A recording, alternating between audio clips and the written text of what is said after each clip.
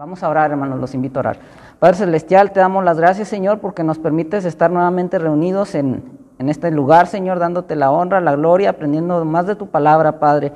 En estos momentos que vamos a reflexionar en la escuela dominical, nos ponemos en tus manos, Señor, para que seas tú quien nos hable, que no sea opinión ni enseñanza de hombres, sino sea tu palabra la que nos enseñe, Padre. Señor, ponemos en tus manos este culto, ponemos en tus manos esta escuela dominical, danos una mente abierta, Señor, para poder comprender lo que tú quieres, Señor, pero también un corazón humilde para poder aplicarlo, Señor, en nuestro andar diario, Señor. Aquellos hermanos que no han de venir, bendíceles allá donde estén grandemente y dales otra oportunidad, Padre.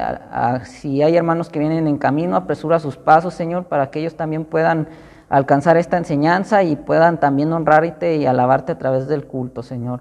Nos ponemos en tus manos en el nombre de nuestro Señor Jesucristo. Amén. Y bueno, ahora sí vamos a entrar a lo que viene siendo el estudio, semana número 3, las motivaciones del discipulado.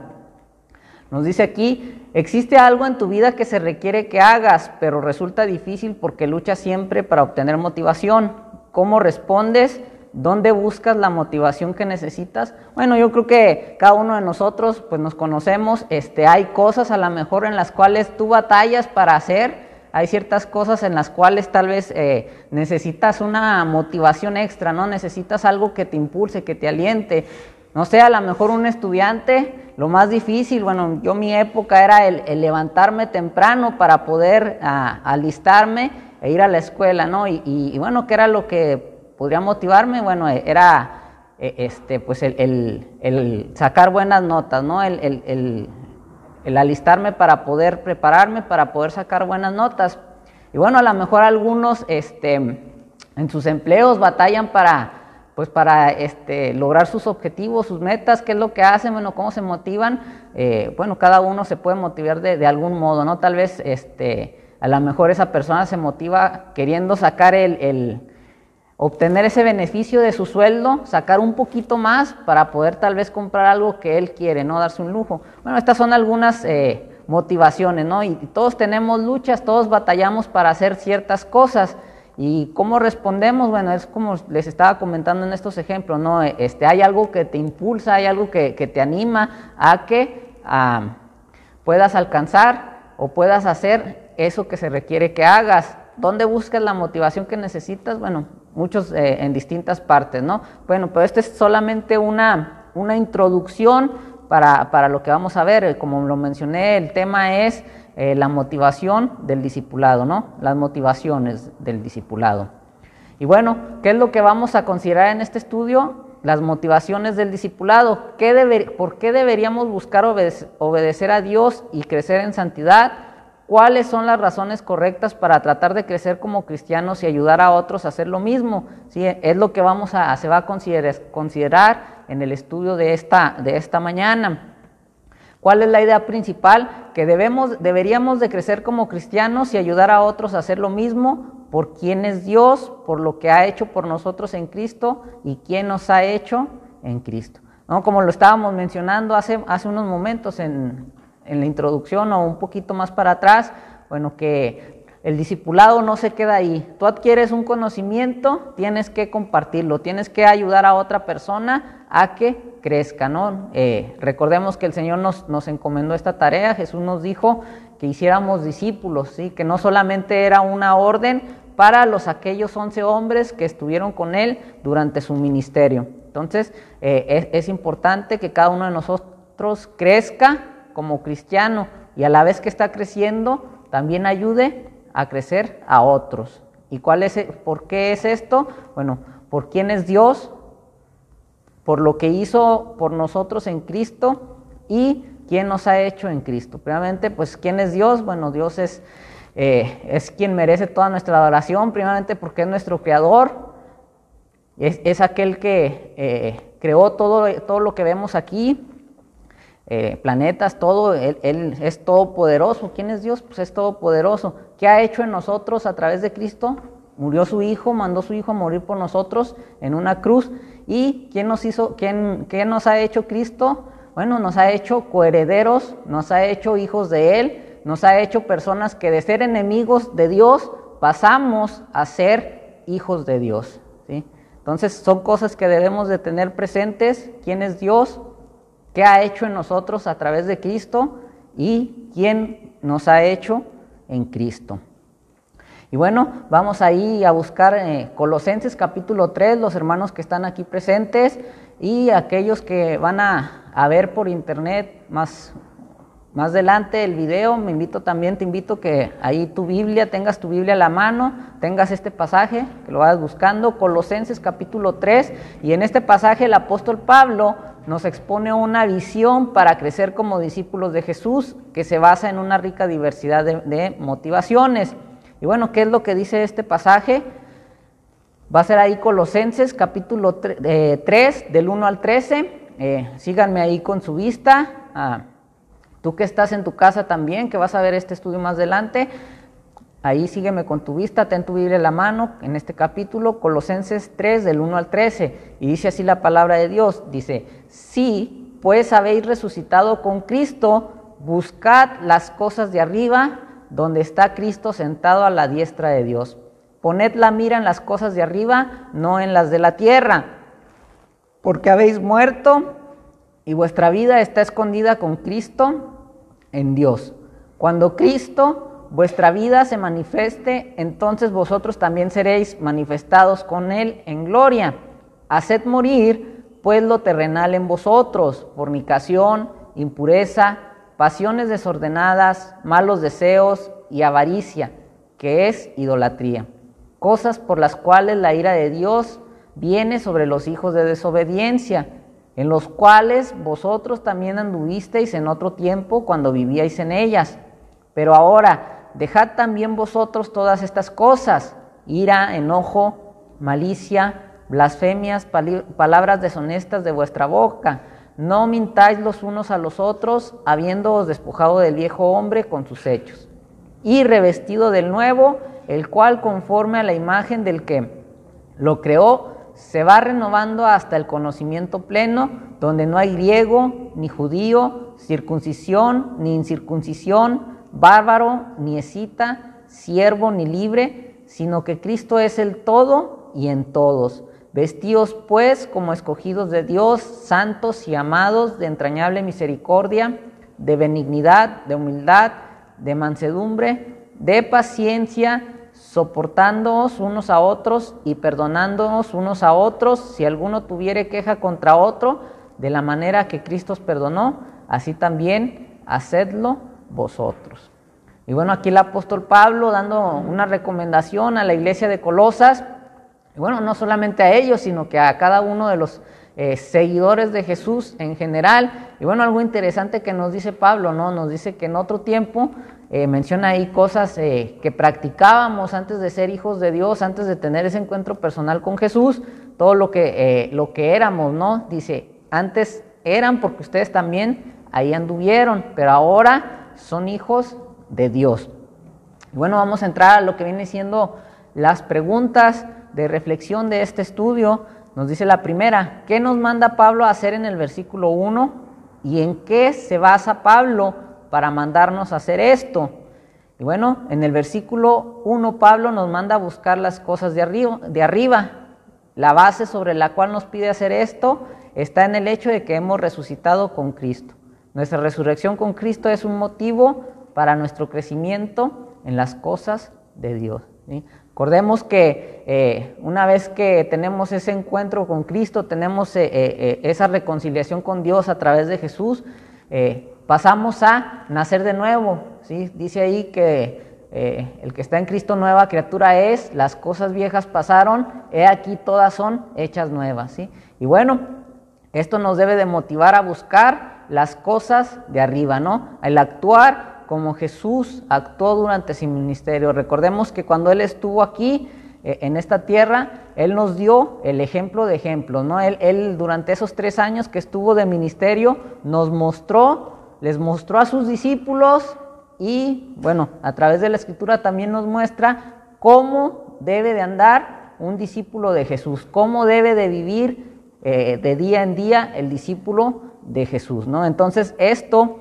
¿qué debe de provocar en nosotros? Nos debe provocar el buscar crecer cada día, ¿sí? El actuar como Él. Por eso Pablo aquí les exhorta, les pide a los de Colosas y a cada uno de nosotros hoy que busquemos las cosas de arriba. Nos dice la siguiente, Pablo dice que aunque estábamos espiritualmente, hemos sido resucitados con Cristo y ahora estamos sentados con Cristo en el cielo. ¿Te motiva esto a crecer como discípulo de Jesús? ¿Por qué sí o por qué no? Y bueno, recordemos que antes de conocer a Cristo, cada uno de nosotros estábamos muertos en nuestros delitos y pecados, ¿sí? Como lo mencioné, éramos enemigos de Dios, estábamos considerados enemigos de Dios, mas sin embargo, una vez que venimos a Cristo, bueno, pasamos a reconciliarnos con Él, muere o debe de morir el viejo, el humano carnal que vive en nosotros y, bueno, esto nos debe como lo mencioné, nacemos para una nueva vida, ¿sí? Una nueva vida que lo glorifique a Él. Entonces nos dice aquí la pregunta, ¿te motiva esto a crecer como discípulo de Jesús? ¿Por qué sí? O bueno, también, ¿por qué no? Y bueno, esta pregunta nos pide una respuesta personal y bueno, tal vez nos pide ahí que cada uno, los participantes digan algo como, esto me motiva a crecer como cristiano porque me recuerda que Dios está trabajando poderosamente en mi vida. Me recuerda que antes de mi conversión estaba espiritualmente muerto y que ahora estoy vivo para Dios. Y esta es una de los posibles resultados o respuestas que deberíamos de dar, ¿sí? Si Cristo, si Jesús abandonó todo para poder reconciliarnos con cada uno de nosotros, para poder reconciliarnos nosotros, con Dios, bueno, esto debe de ser una motivación, ¿no? Nos debe de alentar, nos debe animar a que cada día busquemos el crecer espiritualmente, ¿sí? Que cada día me lleve a actuar como Él actuó, ¿sí? Como el ejemplo que Él nos dio cuando estuvo aquí en la tierra. Entonces, esto nos debe de recordar todo lo que Jesús sacrificó para poder nosotros estar vivos para Dios. Y bueno, nos dice otra, amo su palabra, quiero obedecerle, soy una nueva persona y me recuerda que el mismo poder que levantó a Jesús de los muertos trabaja también en mí ahora. Bueno, esta es parte de la continuidad de la respuesta y bueno, esta es la respuesta que deberíamos de dar, ¿no? Como dice la pregunta, es de manera personal, pero bueno, a esto apunta que cada uno de nosotros piense en esto, ¿no? Me recuerda que ese mismo poder que actuó en Jesús ahora está trabajando también en mi vida. O bueno, también como dice su palabra, ¿no? Los que están en Cristo, nueva criatura son, aquí todas son hechas nuevas, ¿no? Todas las cosas son hechas nuevas. Entonces, bueno, parafraseando el pasaje, entonces esta es la respuesta del por qué debemos como discípulos de Jesús estar motivados, ¿no? Nos dice la siguiente, ¿de qué manera esta motivación para el discipulado difiere de un simplemente hazlo cuando buscamos obedecer a Dios como una mera obligación? Bueno, ser motivados por el hecho de que hemos muerto al pecado y hemos sido levantados con Cristo es diferente a un enfoque de simplemente hazlo en el cual obedecemos por obligación, porque comienza con lo que Dios ya ha hecho por nosotros y en nosotros en Cristo, ¿sí? Es muy diferente que tú lo hagas por obligación a que tú lo hagas realmente queriendo obedecer a Jesús, ¿no? Es muy diferente el enfoque, ¿sí? Porque cuando lo hacemos por obligación se hace solamente por cumplir, ¿sí? Ni te esmeras, ni pones más de tu parte, ni estás motivado.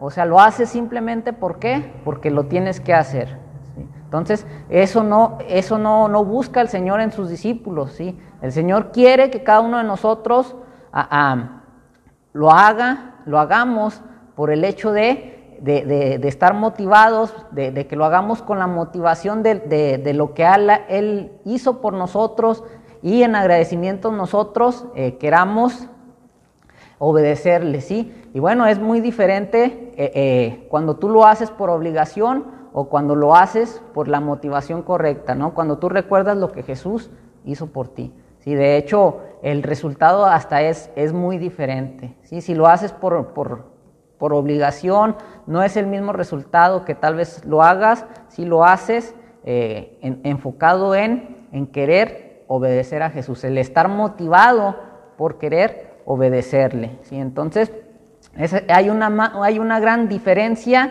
entre simplemente hazlo o por obligación o hacerlo motivado por querer agradar a Dios. ¿Sí? Los resultados van a ser diferentes.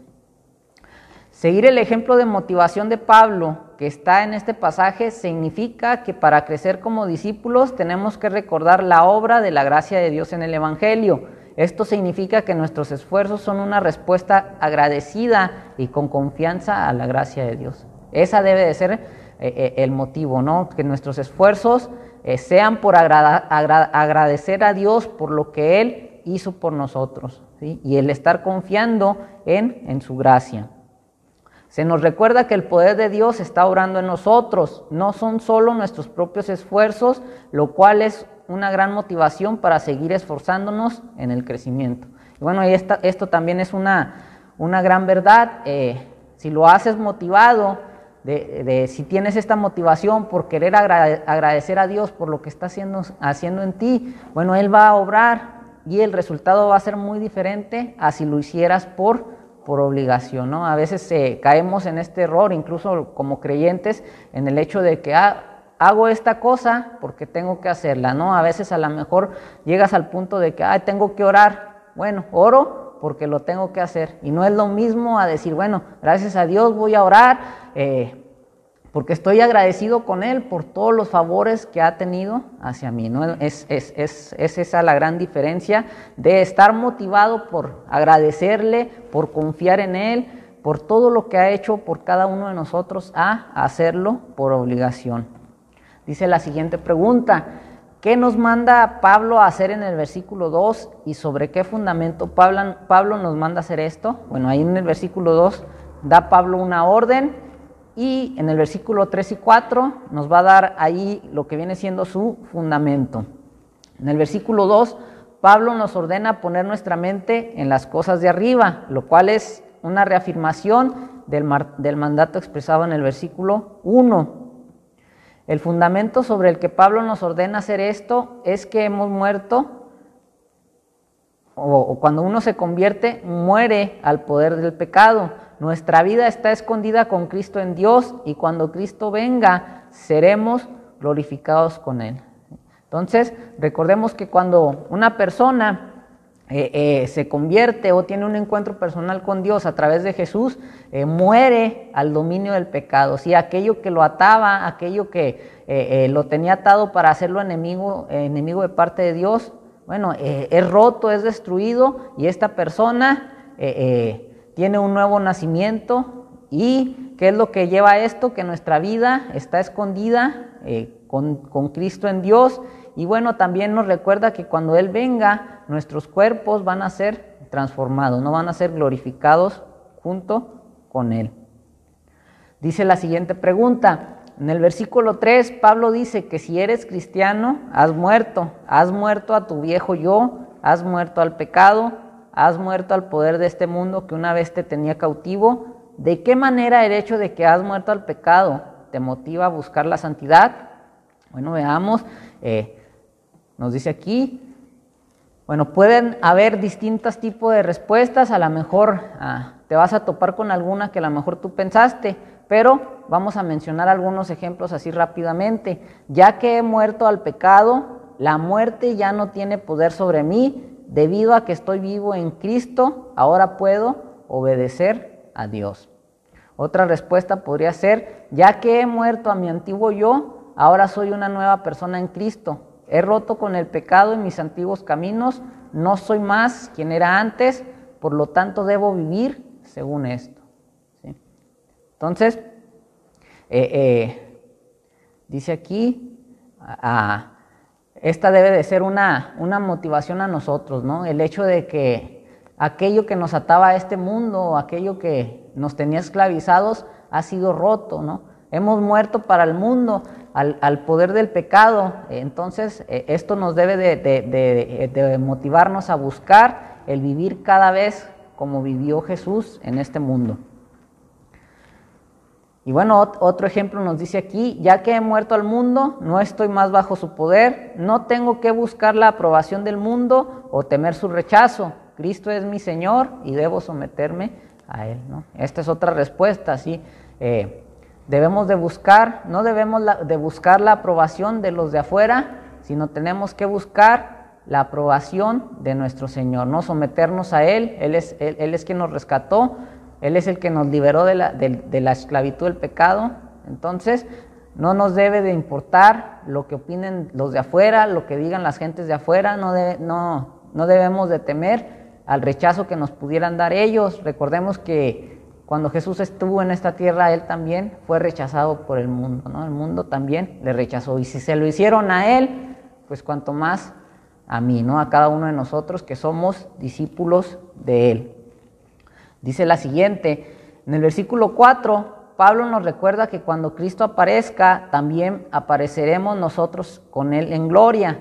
Piensa en una tarea difícil que hayas completado, que tuviera un objetivo específico en mente, como una carrera o un proyecto con una fecha de entrega. Ahora imagina que el resultado de esa tarea por la que te estás esforzando es seguro y tendrá lugar. ¿De qué manera afectaría esto a tu esfuerzo en el presente? Bueno, puede haber distintas respuestas, pero la idea fundamental o lo básico de esta pregunta o de la respuesta a esta pregunta es que nuestra esperanza de gloria futura con Cristo es cierta y segura.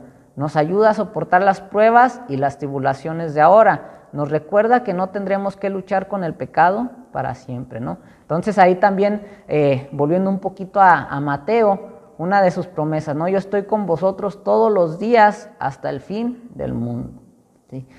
Entonces esto nos debe de motivar a soportar pruebas y también nos recuerda que en un futuro vamos a estar con Él, ¿sí? Por toda la eternidad, y que nuestros cuerpos van a ser glorificados y ya no va a haber pecado, ya no va a haber enfermedad, ya no va a haber tristezas, ya no va a haber dolor, sino que viviremos por la eternidad allá con nuestro Señor. Y esto, bueno, nos debe de animar, ¿no? A buscar el vivir como Jesús quiere, que aunque estemos en esta tierra sufriendo, batallando, bueno, va a haber un tiempo en el cual vamos a estar con Él.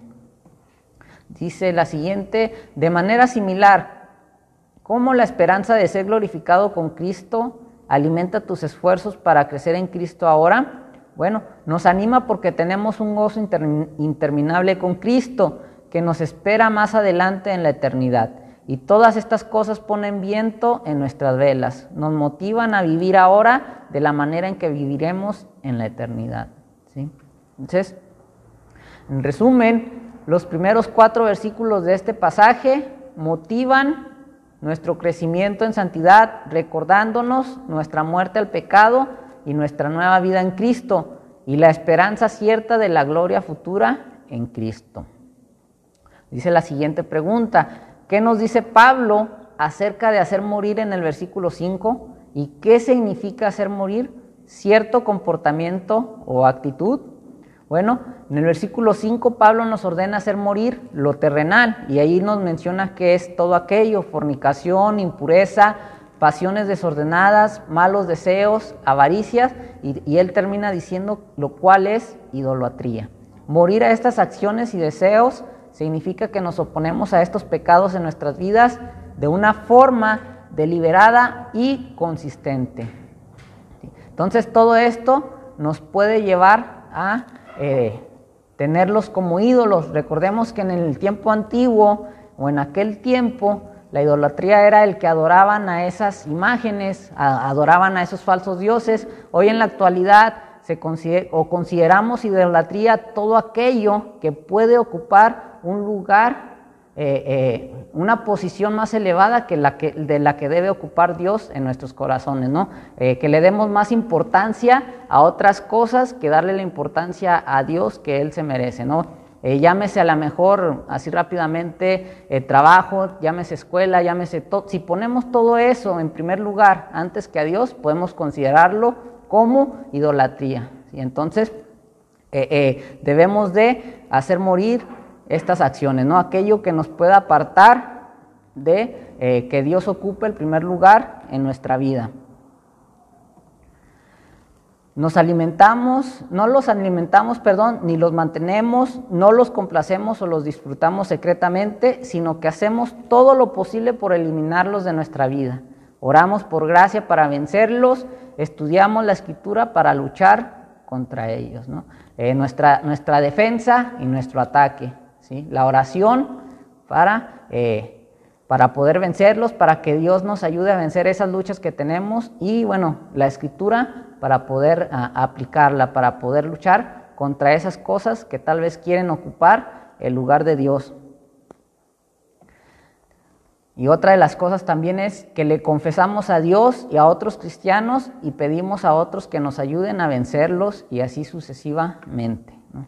Entonces ahí están las herramientas que Dios nos da para poder afrontar todas estas cosas, ¿no? Como discípulos de Jesús, no nos ha dejado a la aventura, no nos ha dejado ahí, bueno, ya son mis discípulos, háganle como puedan, sino que Él nos ha dado las herramientas para poder defendernos, ¿sí?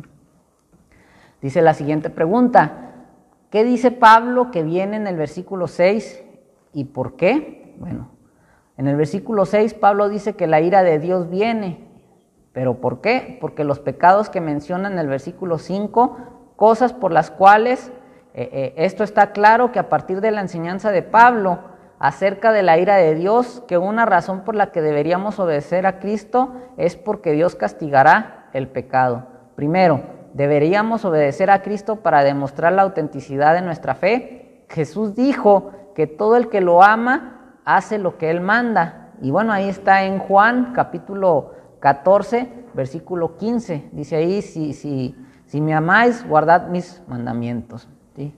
Si no me equivoco. Si no, pero es posiblemente ese. Recordemos que ahí Jesús le dijo a sus discípulos, ¿no? El hecho de que si realmente lo amamos, vamos a hacer lo que Él nos manda. Y sí, así es, Juan 14, 15, si me amáis, guardad mis mandamientos. Si no obedecemos los mandatos de Jesús, no le pertenecemos, lo cual significa que estamos bajo la ira de Dios. Segundo, la ira de Dios en contra del pecado debería motivarnos a huir del pecado y buscar la justicia, porque la ira de Dios revela lo que el pecado es verdaderamente, una traición en contra de Dios que merece ser castigada. Así, meditar en el odio de Dios por el pecado debería hacernos odiarlo también. Esto nos recuerda que Dios ama al pecador, pero odia al pecado. Y así como Él ama al pecador, es nuestro deber amarlos, el tratar de alcanzarlos para Cristo, el tratar de que ellos también puedan ser discípulos, pero debemos de odiar, ¿qué? Sus prácticas, ¿no? El pecado que ellos practican. Nos dice la siguiente pregunta: según Pablo, en el versículo 8, ¿qué debemos dejar y qué nos manda hacer en el versículo 9? ¿Y por qué no deberíamos de hacer estas cosas? Versículo 9 y 10.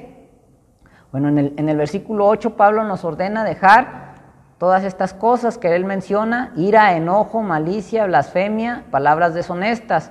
En el versículo 9 nos llama a no mentirnos los unos a los otros, y la razón que da para ello en los versículos 9 y 10 es que nos despojemos del viejo hombre y nos revistamos del nuevo, el cual conforme a la imagen del que lo creó se va renovando día a día hasta el conocimiento pleno, ¿sí? Entonces, bueno, aquí está la exhortación que dio Pablo en aquel tiempo a la iglesia de Colosas, y bueno, que nos da hoy en la actualidad, ¿no? Que dejemos ira, enojo, malicia, blasfemia y las palabras deshonestas y otros tantos pecados, ¿verdad? Entonces, la razón que nos las da es que debemos de quitar ese viejo hombre, el hombre que actúa conforme a la naturaleza de este mundo, y debemos de revestirnos del nuevo hombre, el cual es conforme a la imagen del que lo creó, se va renovando hasta el conocimiento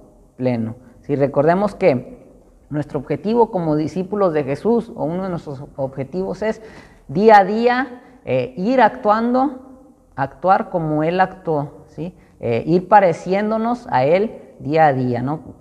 Recordemos que Él nos dio ese ejemplo durante su ministerio de 3 años, Él nos mostró cómo debemos de comportarnos.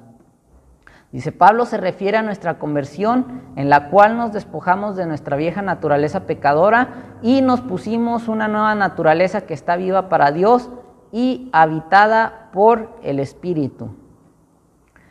Entonces nos dice la siguiente pregunta, ¿qué dice Pablo acerca de la actitud y las acciones de Dios hacia nosotros en los versículos 12 y 13? ¿Y qué debemos hacer a la luz de estas cosas en estos versículos? Bueno, en los versículos 12 y 13, Pablo nos expresa que Dios nos ama, nos ha escogido, nos ha hecho santos y ha perdonado nuestros pecados. A la luz de estas cosas, Pablo no llama a tener un corazón compasivo, gentileza, humildad, mansedumbre y paciencia para soportarnos unos a otros y para perdonarnos unos a otros. Entonces ahí, posiblemente error mío, ahí Pablo nos llama a tener un corazón compasivo, con gentileza, humildad, mansedumbre y paciencia para soportarnos unos a otros y para perdonarnos unos a otros. En este estudio hemos visto que Dios nos da una gran variedad de motivaciones para animarnos a crecer en santidad y ayudar a otros a hacer lo mismo. Primeramente, ¿cuál es de la motivación que nos da el Señor? Bueno, nuestra muerte al pecado y la nueva vida en Cristo, ¿sí? Como lo mencioné cuando vimos esto, antes éramos considerados enemigos de Dios, pero una vez que venimos a los pies de Cristo, bueno, tenemos una nueva vida en Él. Otra de las cosas es nuestra cierta esperanza de gloria con Cristo, ¿sí? Él prometió ahí en Mateo que iba a estar todos los días con nosotros hasta el fin del mundo, y bueno, aquí también nos da una esperanza de que un día vamos a ser como Él es, ¿no? Va a ser nuestro cuerpo, va a ser glorificado y vamos a ser como Él es. Y otra de las cosas que nos debe de motivar también es que Dios odia el pecado y va a castigar el pecado, ¿sí? Recordemos que, bueno, Dios actúa, el pecado va a ser castigado, ¿sí? De acuerdo a su soberanía, Él sabe cuándo va a actuar, pero todo esto va a ocurrir. Y esto nos debe de motivarnos como discípulos de Jesús. Otra de las cosas es nuestra nueva naturaleza en Cristo, el amor de Dios por nosotros en la elección y el perdón de Dios de nuestros pecados. Bueno, estas son algunas de las motivaciones que hemos estado viendo en esta mañana a través de este pasaje, que nos deben de motivar, deben de actuar en nosotros motivándonos para poder actuar como un verdadero discípulo de Cristo. Nos dice la siguiente pregunta, bueno, esta ya es de reflexión personal, es para cada uno de nosotros. Nos dice aquí, ¿son algunas de estas verdades nuevas para ti? Si todas son familiares, ¿existe alguna que no hayas considerado antes como una motivación para crecer en santidad? Bueno, ya esta pregunta es de reflexión personal. Tal vez puedes decir, bueno, yo no había escuchado estas verdades o estas motivaciones, así que pues sí son nuevas para mí. O a lo mejor ya las habías escuchado, ya las habías estudiado, pero posiblemente se te pasó considerarlas como una motivación para buscar crecer en santidad, ¿no? Esta es una pregunta ahí de reflexión personal para cada uno de nosotros. Nos dice la siguiente: ¿cómo puedes usar las verdades de este pasaje para motivarte a ti mismo y a otros a crecer en santidad? ¿Y de qué manera práctica puedes cambiar las motivaciones de tu corazón? Bueno, estas también son preguntas personales, son preguntas de reflexión personal y nos invita, ¿no? Todo lo que hemos estado aprendiendo, todo lo que hemos visto en este pasaje, en esta mañana, ¿cómo me puede motivar a mí mismo o a otros hermanos a crecer en santidad? Y bueno, también si estoy motivado, si no estoy motivado, ¿cómo puedo cambiar la motivación de mi corazón, no? A lo mejor hemos caído en el bache de hacerlo por obligación, y bueno, a través de estos pasajes debo de buscar una solución para que mi motivación sea una motivación correcta, que no sea por obligación, sino que sea mi motivación el buscar, obedecer, agradecer a aquel que me ha salvado, ¿no? Aquel que dio su vida por mí para que yo pudiera reconciliarme con Dios. Y bueno, aquí nos da algunas respuestas en esta, ¿no? Dice, las respuestas pueden variar, como lo mencioné, es reflexión personal, pero estas son algunas que a lo mejor tú pensaste o a lo mejor te pueden dar un panorama más claro de cómo podemos actuar de manera práctica. Una de ellas es estudiar estas cosas en la Escritura, meditar en estas cosas en la Escritura, orar por estas cosas y aplicarlas a luchas específicas con el pecado, recordar personalmente a otros estas verdades de la Escritura para animarlos, ¿no? Es todo lo que hemos visto y bueno, aquí nos motiva a estudiarlas, ¿no? Estas motivaciones que hemos visto, a estudiarlas un poco más, a meditar en ellas, a orar por esas motivaciones y aplicarlas en las luchas que tenemos en nuestro andar diario, o también recordarlas con mis demás hermanos, ¿no? Animarnos los unos a los otros. Dice la siguiente pregunta, a la luz de este pasaje, ¿cuáles serían algunas motivaciones equivocadas para crecer en santidad? ¿Luchas personalmente con alguna de estas? Bueno, es de manera personal, pero aquí también se nos dan algunas respuestas, a lo mejor hemos caído en alguna de ellas o hemos luchado por no caer en ellas. Las respuestas pueden variar, pero las motivaciones equivocadas para el discipulado incluyen tratar de ganarnos nuestra salvación. Recordemos que somos salvos solo por gracia, solo por medio de la fe, solo en Cristo. Jesús ganó la salvación por nosotros, ¿no?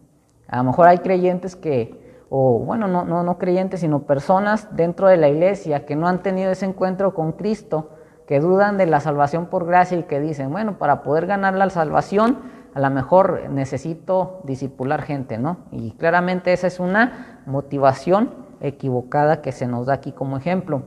Otra es tratar de ganarnos el amor y la aceptación de Dios. Si somos cristianos, Dios ya nos ama, Él ya nos escogió, ahí versículos 12 y 13, Él ya nos aceptó en Cristo, deberíamos ser motivados a obedecer a Dios porque Él nos ama y nos acepta y no para ganar estas cosas.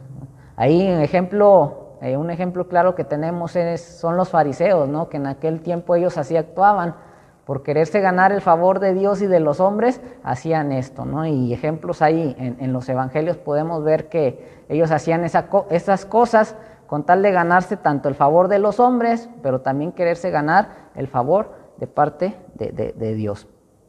Otra de las cosas, tratar de agradar o impresionar a la gente. Deberíamos preocuparnos supremamente por lo que Dios piensa. Deberíamos odiar el pecado porque Él lo odia y amar la justicia porque amamos a Dios, quien es justo. No deberíamos de crecer en piedad para parecer más espirituales a los ojos de los demás, sino para verdaderamente ser más espirituales ante los ojos de Dios. Igual, ¿no? Los fariseos hacían estas cosas, aparentaban espiritualidad, pero bueno, Jesús trató con ellos fuertemente, ¿no? Les mencionó el hecho de sepulcros blanqueados, ¿no? O sea que sus acciones no impresionaban a Dios realmente. Nos dice la siguiente pregunta, ¿puedes dar algunos ejemplos de cómo las verdades que hemos visto en este pasaje han motivado tu propio crecimiento en santidad o tu discipulado a otros? ¿Qué impacto han tenido estas verdades en tu discipulado? Bueno, esta es otra pregunta, a lo mejor tienes por ahí alguna persona a la cual tú estás enseñando, a la cual estás ayudando o estás motivando para que ella crezca en su vida cristiana, ¿no? Como discípulo de Jesús. Y bueno, a lo mejor ahí este estudio te puede motivar o ayudar a seguir adelante, motivando a esa persona, pero bueno, motivándola con una enseñanza clara, una enseñanza basada en la Biblia principalmente, que no incluya tus ideas, tus opiniones personales para no confundir a esta persona, ¿no? Y bueno, nos dice aquí qué impacto han tenido estas verdades en tu discipulado. Si has hecho esto, ¿cómo has visto a la persona que estás discipulando? ¿Si está creciendo, si está madurando? ¿O si le has estado dando buenas enseñanzas? Bueno, ahí esto es una de reflexión personal, de manera personal. Y bueno, así es como concluimos el estudio en esta mañana.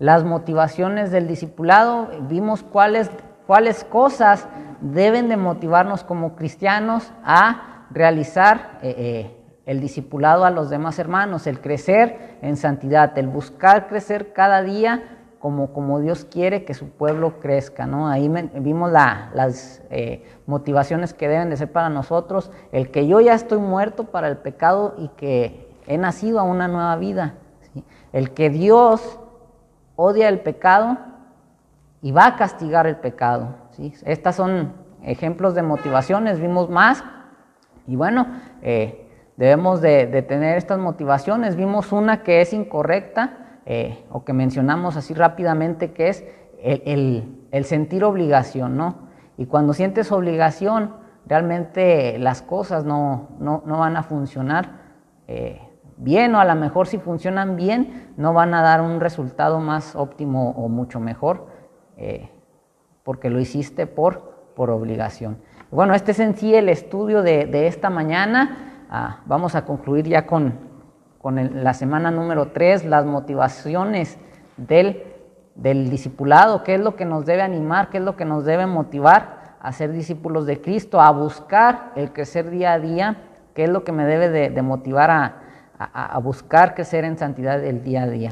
Y bueno, primeramente Dios, la próxima semana, si no es Dios mediante, si no hasta que continuemos con estos estudios, sería la semana número 4 y lleva por título Los medios del discipulado. ¿Y qué significa esto? Seguir ejemplos piadosos.